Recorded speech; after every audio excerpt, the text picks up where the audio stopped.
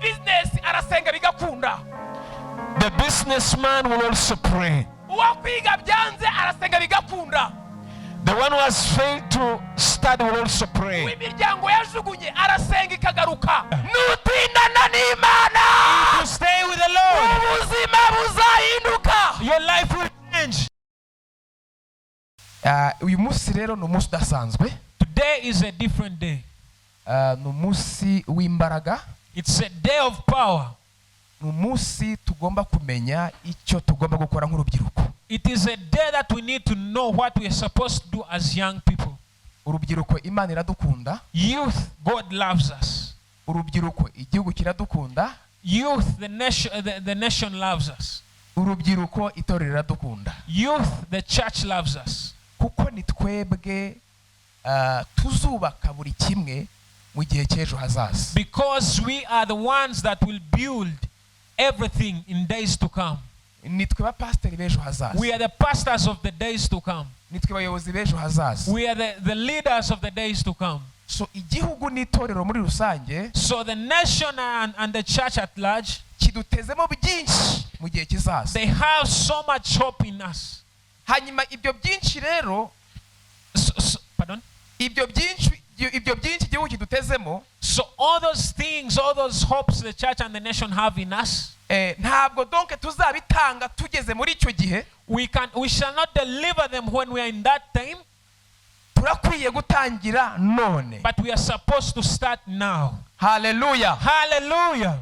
Abanyarwanda barabahanga muri filosofi. The Rwandese were so wise in philosophy. Baciye umugani baravuga ngo There's a proverb they have that says utazi yava ntamenye yajya. that someone who doesn't know where they're coming from, they can't know where they are going. Hallelujah. Hallelujah. Hallelujah. Hallelujah. Igihe cyose utazi yuko amoka, Every time you don't know where you're coming from, kugira ngo menye iyo werekeza biragorana. so that it is hard for you to know where you're going. Kuko nyine ntubuze aho watangiriye. Because you don't know where you started from. Imana ishimwe cyane. Praise the Lord. Hanyuma rero intego dufite, So today, the heading we have today, iravuga ngo iri mu Cyongereza iravuga ngo saving the next generation. gukiza ikinyejana kizaza. Igisekuru. Imana ishimwe cyane. Amen. Saving the next generation, meaning gukiza igisekuru cy'ahazaza. Saving the next generation. Hanyuma ngewe ndumva nshaka kubyita ngo gusigasira igisekuru cy'ahazaza. To me, it's the same. Saving the next it means generation. saving the next generation. Yego, ndimo ndabyumva mu Kinyarwanda, nge ndumva ari ugusigasira igisekuru cy'ahazaza. To me, in Kinyarwanda, it comes out so well that it is saving the generation to come. Hallelujah. Hallelujah. Hallelujah. Hallelujah. Niba ushaka kuzaba umugore wiyubashye, tangira none ubyitoze. If you want to be a great wife or a great woman, you're supposed to start now. Niba ushaka kuzaba umugabo, umupapa wiyubashye mu rugo, urakwiye gutangira none. If you want to be a strong man, a strong husband, you shall not start then but now. Urakwiye gutangira gutekereza uko uzabaho mu minsi izaza. You are supposed to start to think of how you will be in the generation to come. Hallelujah. Hallelujah. Hallelujah. Hallelujah. Hallelujah. Hallelujah. Gusigasira igisekuru cy'ahazaza. Saving the generation to come. Hallelujah. Hallelujah. Duhereze Imana icyubahiro cyane. Reka dusome ijambo ry'Imana. Let us read the word of the Lord. Muri Yosuwa, Joshua. igice ni cya 4. Joshua 4. Umurongo wa 5 5. n'umurongo wa 6. 5 to 6. Reka dusome mu izina rya Yesu. Let us read in the name of Jesus. Ndasoma mu Kinyarwanda. I'm going to read in Kinyarwanda. Haravuze ngo, It says, umurongo wa 5 w'igice cya 4 muri Yosuwa. I think you can read. Yes, Yosuwa igice cya 4. Joshua 4. Umurongo wa 5 n'uwa 6. Joshua 4, 5, 6. Haravuze ngo arababwira ati, nimunyure imbere y'isanduku y'Uwiteka Imana yanyu muri Yorodani hagati. Umuntu wese aterure ibuye arishyire ku rutugu nk'uko umubare w'imiryango y'Abisirayeli ungana. kugira ngo bibe ikimenyetso muri mwe kera ubwo abana banyu bazabaza base bati aya mabuye ku bwanyu ni icyitegererezo ki. Dusome n'uwa 7. Haravuze ngo muze basubize muti amazi ya Yorodani yatandukaniye imbere y'isanduku y'isezerano ry'Uwiteka igihe yambukaga Yorodani, amazi yayo agatandukana, kandi ayo mabuye azaba icyitegererezo cyibutsa Abisirayeli iteka ryose ibyabayeho. Amen. Amen. We read from the book of Joshua chapter 4, starting from verse 5. It says,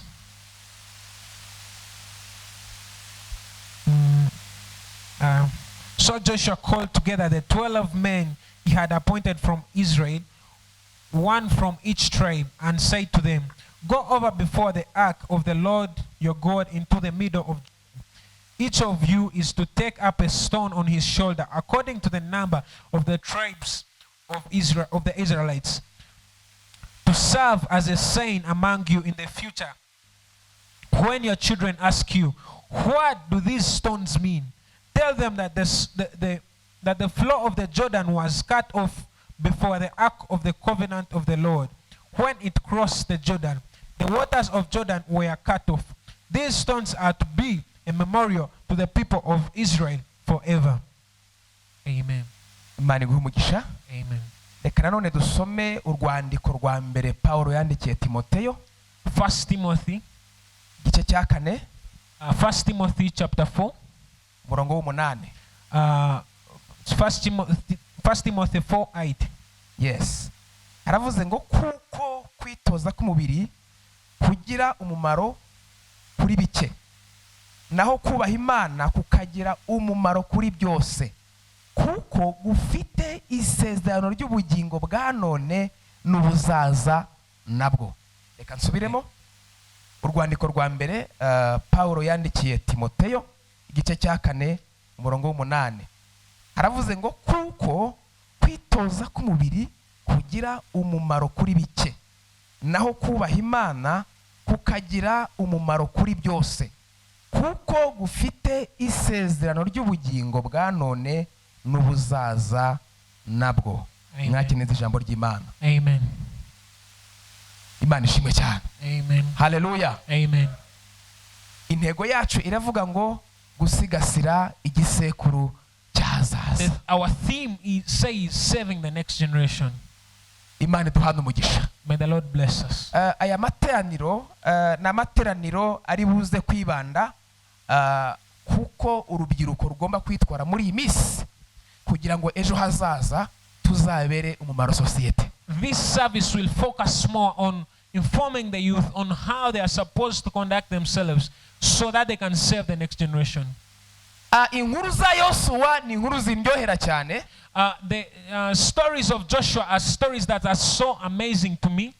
Kuko Yosuwa n'umuntu mu ijambo ry'Imana umbera urugero rwiza cyane.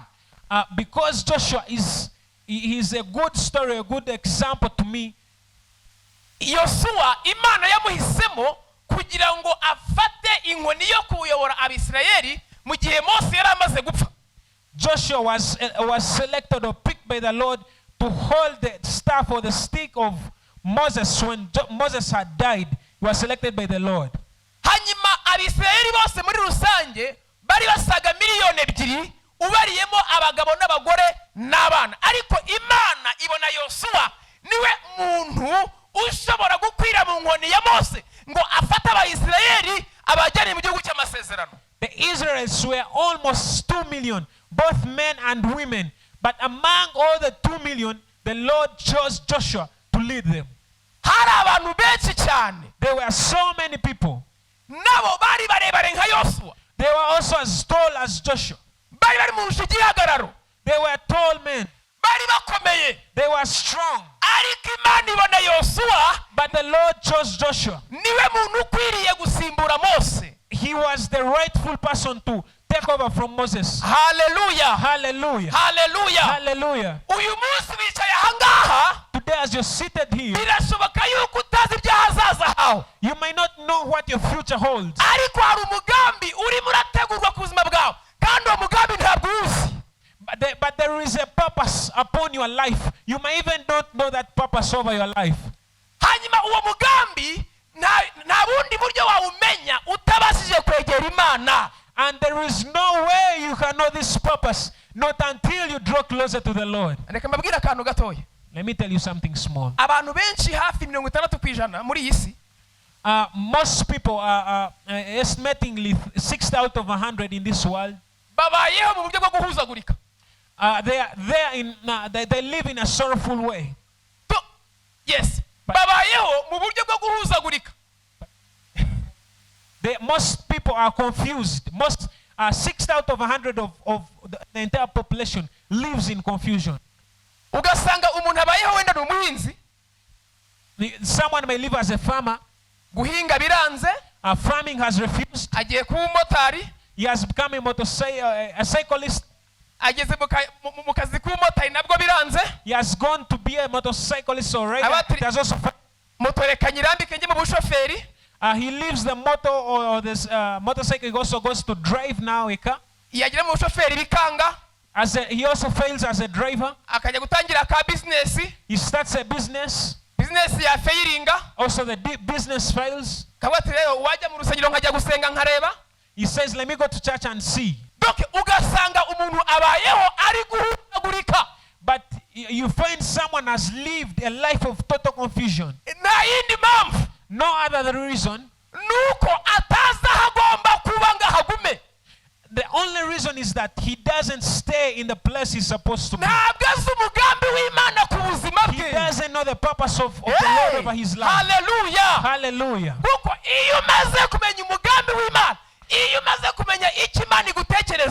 When you know what the Lord thinks about you, and you enter into it, and you stand in and you plant the roots deeper in it. Hallelujah. Hallelujah. Kandi ukaba successful. And you become successful. So ntabwo ushobora kumenya you cannot know umugambi w'Imana the purpose of the Lord mu gihe utayegereye. Unless you draw closer to him. Ntabwo ushobora kumenya umugambi w'Imana you can know the purpose of the Lord. Umwanya munini umara imbere ya televiziyo y'umupira gusa. If you spend more time on the television with football, hallelujah, you will never know the purpose of the Lord. Hallelujah. Amen. Hallelujah. Hallelujah. Scripture says, draw nearer to me, I'll draw nearer to you. When you draw far from him, he will also draw far from you. If you want to know the purpose of the Lord over your life, get some time and stay with him. And whatever you spend most time with, you look like that thing. If you delay or spend most time with something, you start looking like that thing. If you spend more time in betting, if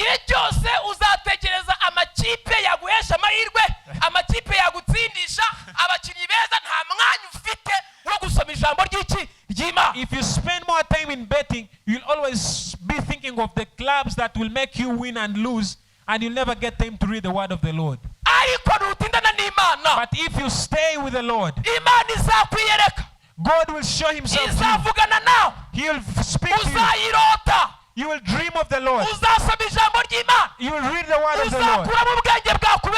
You will get brains that will make you live. Hallelujah. Hallelujah. If you stay with the Lord, your life will change. If you stay with the Lord, even those that died will raise. If you stay with the Lord, you'll have a better future. Hallelujah. Amen. Hallelujah. Hallelujah. Hallelujah. Hallelujah. Hallelujah. Hallelujah.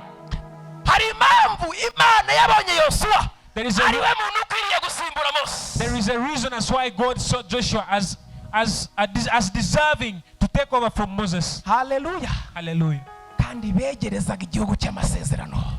Because he was drawing them to the promised land. ngo binjire mu gihugu They cy'amasezerano. were almost into the promised land. Haleluya. Hallelujah. Abantu benshi bakunze gupfapfanira aho bagakiriye. Most people die in the place where they're supposed to get delivered from. Ariko abantu b'Imana But the children of the iyo Lord, bamaze gusobanukirwa umugambi Imana ibafiteho, but when you, as a child of God, when you understand the purpose the Lord has hari over your life, amaetape baba bazi. pardon, Amaetape, steps. the steps, Hari amaetape baba bazi bavuga ngo uyu munsi ubwo ndahangaha, they are, ejo nzaba ndahangaha. Haleluya. as Uyu a, munsi ubwo ndahangaha, ejo nzaba ndi kuri uru rwego. as a child of God, there are steps, like your life starts moving in steps. You know, today can be here, led by the Lord. Tomorrow will be here, as led by the Lord. Nta muntu w'Imana uhuzagurika. There is no man of God or child of God that will stay Nta in muntu confusion. w'Imana ugomba guhuzagurika. No child of God will stay in Abazi confusion, ngo mu gihe iki n'iki nzaba ndaha, because they have a defined purpose. mu Knowing gihe iki today, n'iki nzaba ndahangaha, today will be here, kuko yamaze kumenya umugambi w'Imana ku buzima. because they have known the purpose of the Lord over their lives. Haleluya. Hallelujah. Haleluya. Hallelujah. Hallelujah. Nabizi twese dufite ibyo twibwira.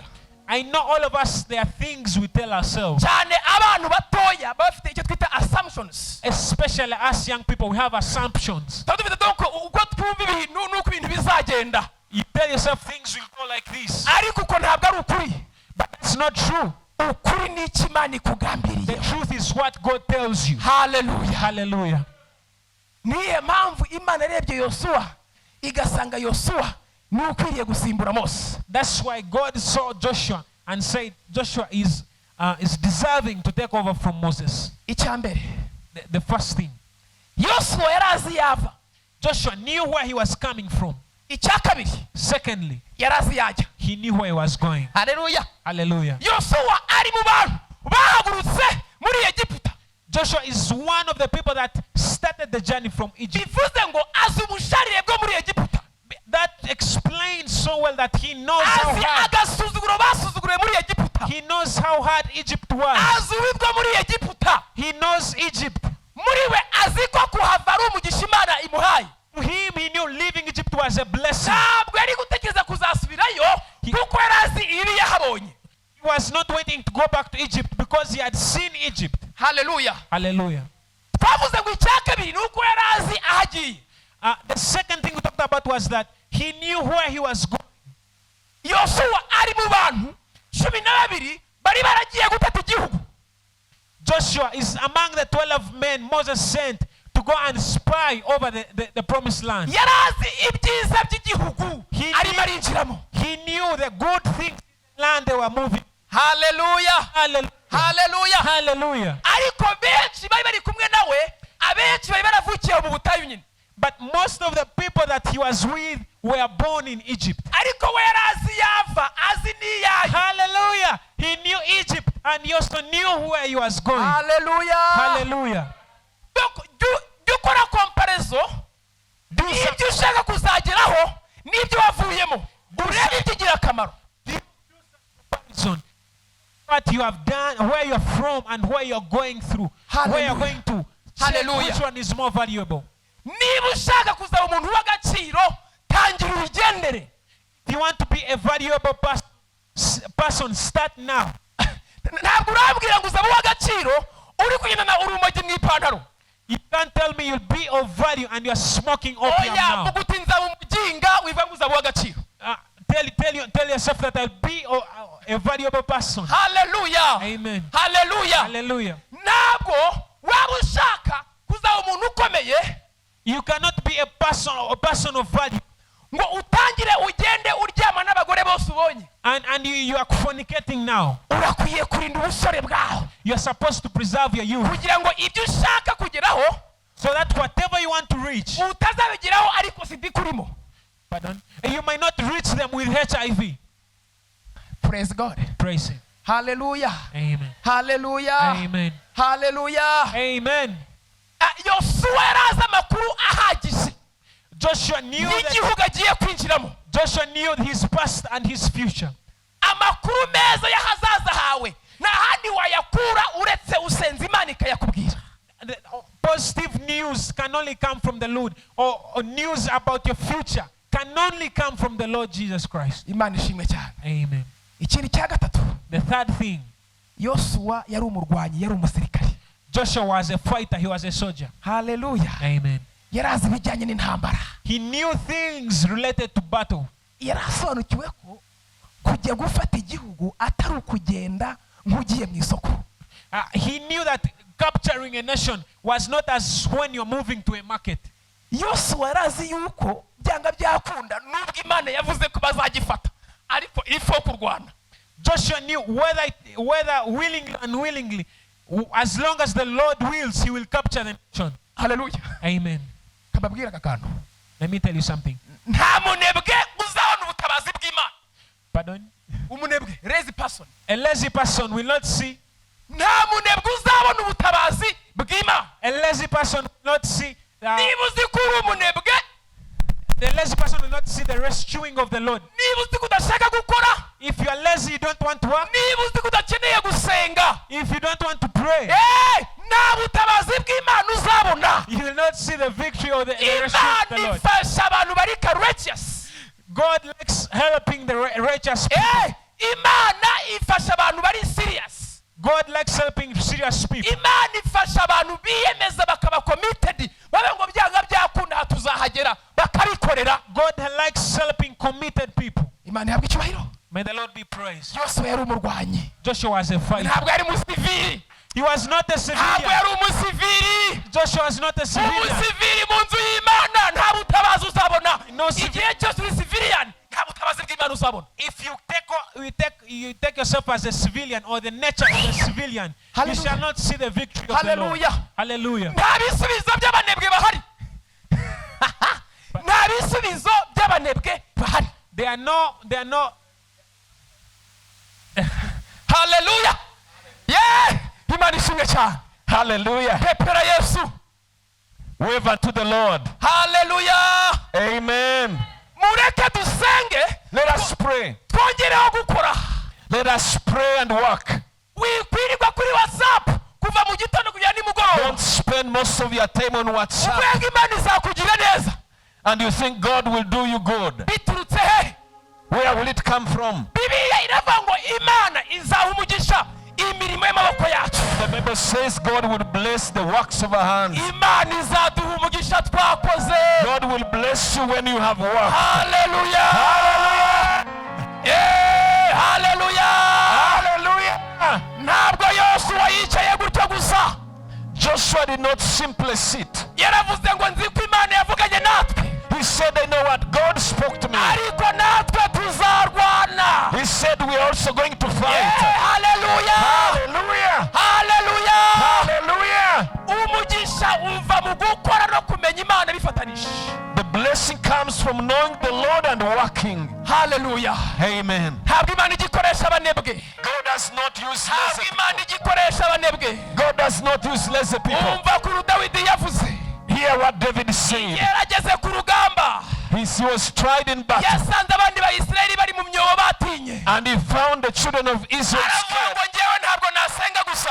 And he said, me, I have not simply come. Bafata amabuye atanu. He looked for 5 stones. Aravuga ngo nizeye Imana ya And he Isirayeli. said, I believe in the God of Aravuga ngo Israel. Imana nzi amateka yayo. I said, I know the history of the God of Israel. Yatwambukije inyanja itukura. He led the open the way on the Red Aravuga Sea. ngo ijya gukorana na Mose. He said, God who worked with Moses. Mose yari afite inkoni. Moses had Imana the rod. iyikoreramo. He used the rod. Aravuga ngo nanjye kantoragura aya mabuye. He said, now let me pick these 5 stones. Nizere Imana. Please trust in the Lord. Arangira avuga ngo imba kandi He said, ntabwo ngiye gutera nka Dawidi. he said, I am not going to hit. Ngiye gutera mu izina ry'Uwiteka I am going to attack Goliath in the name of the Lord. Abafilisitiya basuzuguye. I'm going to attack the Goliath in the name of the God of Israel. Akantu kose wakora naho aba ari gatoya. Whatever you do, whether small, Gaherekezwe n'isengesho. pray for it. Pray for it.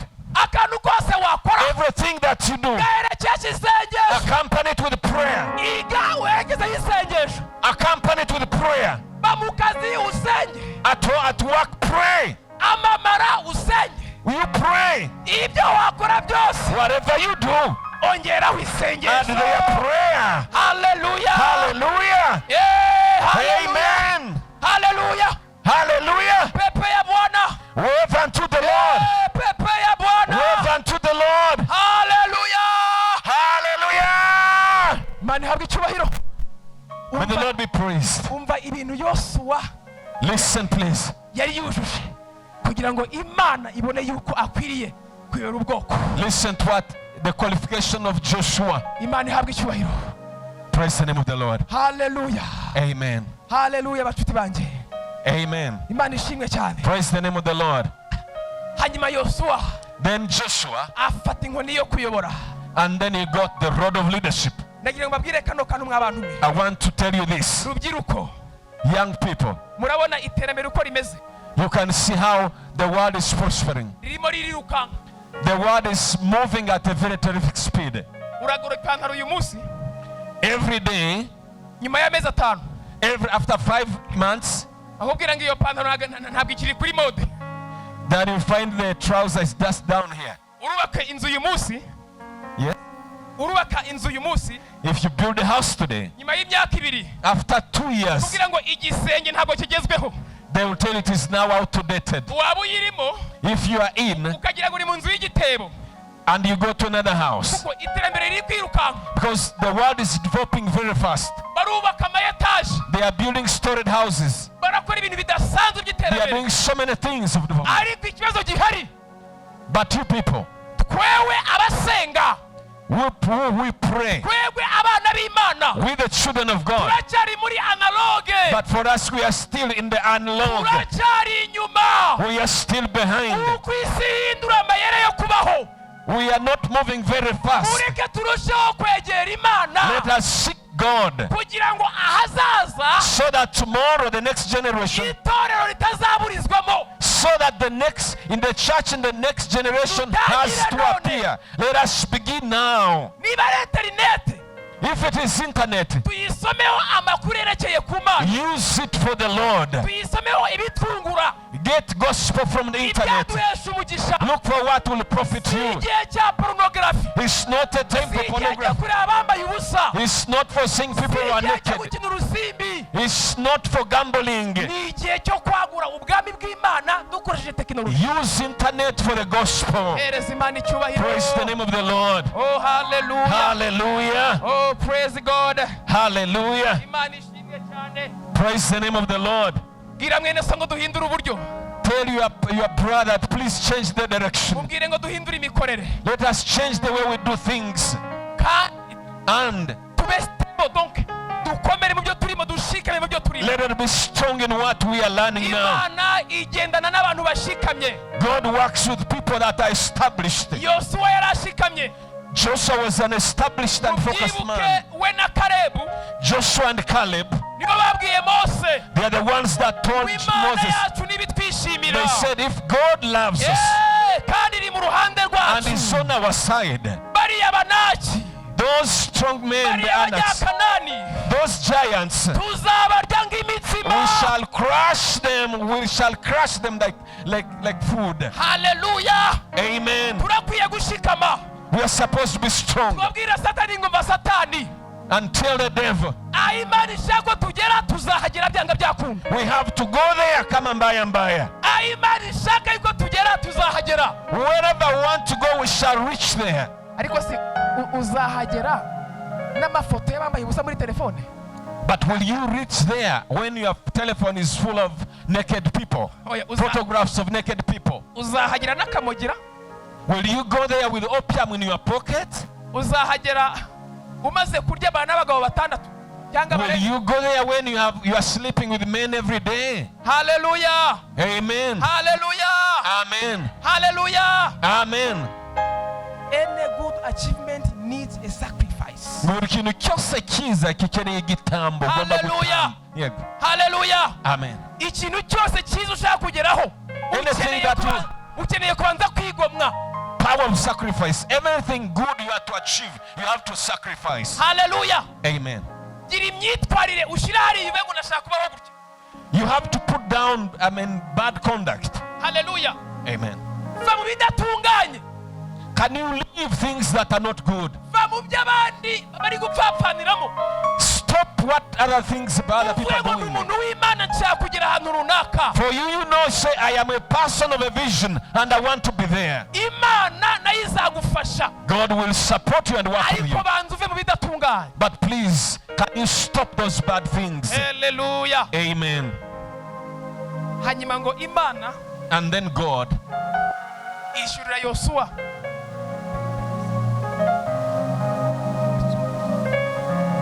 okay. Hallelujah cyane. Amen. Imana ishimwe cyane. Hallelujah. Imana God ivugisha Yosuwa and he spoke to Joshua imuha amakuru yo kwambuka Yorodani. and gave him ways and strategies Hallelujah. going through Jordan. kandi Yosuwa akagira n'impano yo kumvira Imana. And Joshua was also very obedient to God. mugira impano yo kumva no kumvira. May you please be obedient to God. Hallelujah. Amen. ikintu cyitwa kutumvira kiragatsindwa. Obedience is very important. Yosuwa yumvira Imana. Joshua was obedient to God akora ibyo Imana igize gute imubwiye. and did what God commanded him to do. twabisomye We have read them. cyangwa muzasome igice cya 3 n'icya 4. Read Joshua 3 and 4. muzahabona amakuru You will hear, amakuru ajyanye no kwambuka Yorodani. you will understand how Joshua and the Hallelujah. children of Israel crossed Jordan River. Hallelujah. Amen. ng'abatambyi baheka isanduku And that the Levites carried the covenant box binjira muri Yorodani and entered Jordan River kuko Imana yari iri kumwe nabo. because God was with them. amazi arabimenya. And the water knew that the presence of God has reached here. ayaruguru arahagarara. And the water stopped flowing. ayepfo arashira. On the right and on the left kugira there ngo was abantu a way, b'Imana bambuke so that the children of God can bajye mu pass through, gihugu so cy'amasezerano. that they can go to the promised iyo uri land. kumwe n'Imana When you are with God, ibigeragezo ntibizakurengera. problems cannot come close iyo to uri you. kumwe n'Imana When you are with God, ntabwo uzafeyiringa. you will never fail. impamvu babashije guhagarara muri Yorodani The reason they stood in the Jordan River bakavamo amahoro and they came out successfully amazi akabumvira and water had what they were nuko doing, bari bari kumwe it is because they were the presence of God, the covenant box, bagenda uko Imana ishaka. and they moved according to the ways of God. niba ushaka kubaho neza mu myaka iri imbere If you want to be well in the coming genda uko years, Imana ibishaka. please listen to what God is genda telling uko you. Imana ibishaka. Do what God is telling you. ubusinzi ku ruhande, Don't go on the side. ibisindisha ku ruhande, The rest, put other things aside. ikintu cyose Imana itishimira ku ruhande. Anything that God is not delighted with, put it aside. va mu bidatunganye Imana itubuza. Run away from sin. Haleluya. Hallelujah. Haleluya. Hallelujah. niba ushaka kuza w'agaciro mu bihe biri imbere If you want to be successful in the future, gendera ku mabwiriza y'Imana. go to the statutes of God. Yosuwa impamvu yageze muri kiriya gihugu cy'amasezerano Why Joshua entered the promised land? yakomeje gutunga igitabo cy'amategeko mu mutima. He was a man that kept the statutes of God in his heart. niko Imana yari yamubwiye mu gice cya mbere. Because that's what God told him in Joshua chapter 1. Hallelujah. yabwira ngo ibanga That was the secret. tunge igitabo cy'amategeko mu It's mutima the wawe. secret. I'm telling you, this book of the law in your Haleluya. heart, please. Haleluya. Hallelujah. Imana yakoresheje Yosuwa God used Joshua abasha kugeza Abayisiraheli mu gihugu cy'amasezerano and he took the children of Israel to the promised land kuko Mose yari amaze gupfa. because Moses had died. birashoboka yuko ari wowe umuryango wawe uzakomereraho. It could be, birashoboka yuko ari wowe uzatuma umuryango wawe ukomera. maybe it could be you that is going to strengthen your family. birashoboka yuko ejo waba depite mu gihugu. It could be that tomorrow you're going to be a member of parliament. Haleluya. Amen. tangira ugire imyitwarire ikwiriye umuyobozi w'ejo hazaza. Begin training yourself like a leader today. tangira ugire imyitwarire kwiga kubaga ubwonko. You may be a specialist in the brain surgery ukiga ukagera muri za Harvard. and you study up to a PhD level. ariko nibaguha kubaga itungo bizakunanira kuko ntabwo ari byo wize. But if they give you to maybe to do surgery to an animal, you'll fail it because you did not study that. kuko kwitoza k'umubiri nyine kugira umumaro muri bike. Because training yourself in the flesh has got limitations. Messi twahoze tuvuganira utahizamu That the footballer Messi, they were talking about a striker, ariko ntabwo yajya muri basket basket ngo atsinde. He cannot play basketball. Ntiyajya muri volley ngo atsinde. He may not be the same in volleyball. Yitoje mu byo gutahiza. Because for him, he's just a footballer, he's a soccer player. Kandi mupira w'amaguru. Football is just a soccer player. Ntabwo yitoje basket bamutsinda cyane agatsindwa. He doesn't know basketball. Kwitoza k'umubiri. Training yourself in the body has got limitations. Hallelujah. Amen. Hallelujah. Amen. Ariko kwitoza mu by'umwuka, kwitoza mu gusenga, kugira umumaro muri byose. But training yourself in the spiritual things, training yourself in prayer, hallelujah, is important in all things. Isengesho ni master key. Prayer is a master key. Isengesho ni urufunguzo rufungura buri muryango. Prayer is a key that opens any door. Amen. Uwafirinze muri business arasenga bigakunda. The businessman will also pray. Uwakwiga byanze arasenga bigakunda. The one who has failed to study will also pray. Imiryango yajugunye arasenga ikagaruka. Those that are rejected, they also have to pray. Amasengesho afungura buri ngufuri. Prayer opens every key. Kwitoza kuba Imana bikora buri hose. Training yourself to obey the Lord opens every door. Hallelujah. Hallelujah. Hallelujah. Hallelujah. Hallelujah. Hallelujah. Turi ku musozo. We are coming to the end. Imana ishimwe cyane. Praise the name of the Lord. Mu gisekuru kigiye kuza. In the next generation, niba ushaka kuzagiramo ijambo, if you want to have a word in the next generation, itoze kuba ku mavi. You will be a person of prayer. Mu gisekuru kizaza, In the next generation, niba ushaka gukomera, if you want to be strong, shaka Imana izakuba inyuma igukomeze. you look for God now. Mu bihe biri imbere, In the days to come, niba ushaka kuziga ukaba umuntu ukomeye, if you want to study and be somebody, itoze kugendana n'Imana ngo izakwambutsa ahakomeye. train yourself to be with the Lord. Imana ishimwe cyane. Praise the name of the Lord. Iyo uzaba ukomeye, If you want to be strong, uca mu bikomeye ngo bikwigishe. if you want to be strong, Ibikomeye ntiwabyambuka utari kumwe n'Imana. you cannot overcome the hard things without God. Yorodani iri imbere yacu. Yorodani iri imbere yacu. Jordan is ahead of us. Hari ubuzima bukomeye kandi bukakaye muri iyi si. Jordan is ahead of you. Ariko igihe cyose uri kumwe n'Imana bizoba. But when you are with God, there will be a way. Hallelujah. Hallelujah. Yosuwa ngo afata urwibutso Joshua told them, let us get a memorial stone. y'amabuye twasomye. Bring the stone. Hallelujah. Hallelujah. Hallelujah. Hallelujah. Nta kindi yari amaze uretse kuzasobanurira abazavuka nyuma yuko Imana yigeze kubana n'ubwoko bwayo. Hallelujah.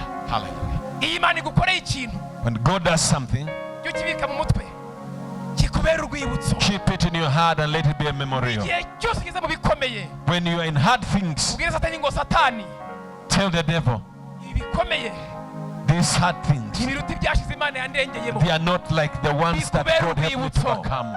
Komera Imana amashyi cyane. Give him right hand clap unto the Lord. Hallelujah. Hallelujah. Hallelujah. Hallelujah. Niba ushaka kubaho neza mu minsi iri imbere, If you want to be well in the future, iga kumvira Imana, learn to be obeying iga God. kugendana n'Imana, Learn to walk with God. niho uzagera ku ntsinzi, That's when you will get your victory. niho uzaba umutsinzi. That's when you'll be victorious. Rubyiruko, Youth, twitoze kubana n'Imana mu buto bwacu. train ourselves to be with the Lord now. Imyaka 17 Dawidi yari azi Imana. At 12 years, David knew the Lord. Hallelujah. Hallelujah. Ku myaka 16 ya Yosefu yari azi Imana. At 13 years, Joseph knew the Lord. Abenshi muri twe turenze aho ngaho, Most of us above ariko 13. ntituzi no gusengera ibiryo. Ntabwo twashobora no gusengera ibyo kurya. We cannot even pray for food, imagine. Ibyo ni ibiki rero? That is small. Mureke duhindure uburyo. Let us change the direction. Imana izatugirira neza. God will bless us. Nk'uko yabanye na ba Yosuwa, As he was with Joshua, natwe izagenda ibana natwe. she will be with us Ariko also. dushyiremo no kuyumvira. But we have to obey. Dushyiremo gutinya Imana. We have to fear the Lord. Dushyiremo gusoma ijambo ry'Imana. We have to pray the word of Dushyiremo God. gusenga. We have to pray. Social media tuyikoreshe ibitwungura apana ibitwangiza. Let us use social media and what profits us. Imana izabana natwe. God will be with us. Reka nsoreze aha ngaha. I'm winding up from here. Imana ibahe umugisha cyane. God bless you so much. Imana ibiteho. May the Lord bless you. Ariko niba ushaka kuba umukobwa But if you want to be a Imana lady yishimira, that the Lord is delighted with, umusore Imana yishimira, a youth that the Lord is delighted uzaba with, umumaro mu gihe the kizaza, one who will be important in the future, tangira none. begin now. Va mu kigare kibi, Come from bad groups. va mu kigare kibi nshuti yanjye, From bad groups. Come from bad groups. va mu bigushuka. Stop. Come from those things that are Wivuga ngo ndi tempting you. mwiza, mfite amataye, ndasa n'inzobe, n'abanyogokuru bari beza. I am strong. I am like that. Please take care. Wivuga ngo ndi umusore, ndije yansa neza, n'abapere bapfuye bari abantu bakomeye isi ibakomera amashyi. Don't trust in your flesh. Even the pale girls are Amateka strong. akomeye ntabwo ari uko wabaye mu kabyiniro cyangwa se wabaye mu bintu bikomeye. Amateka akomeye nazandikwa yuko wubashye Imana. Yeah, I was very strong and all that. That's not history. But somebody who makes history is somebody who has stayed with the Lord. Hallelujah. Amen. Ngo nta mwana w'umukiranutsi uzasabiriza. That there is no child of the righteous that shall go Hallelujah. begging. Amen. Kubaha Imana bifite isezerano ngo rya none n'irya kera n'irizaza pito. Obeying the Lord has a reward now and even in the future. Kubaha Imana bifite isezerano ry'ubu n'irizaza. Obeying the Lord has a reward now and in future. Bivuze ngo kubaha Imana bigira umumaro none uyu munsi no mu gihe kizaza no mu gihe tudahari.